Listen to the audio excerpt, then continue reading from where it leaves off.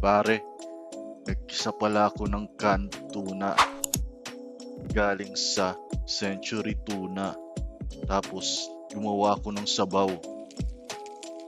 Yan. Naglagay ko ng botsa, tsaka white onion, tsaka carrots. Nilagay ko na din yung canned tuna. Yan, pinakuluan. Nilagyan ng pipa.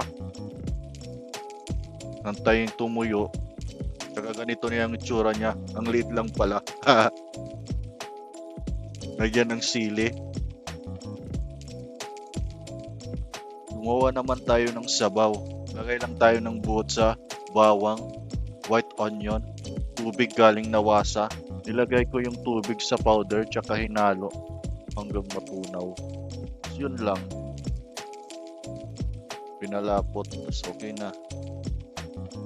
I love it.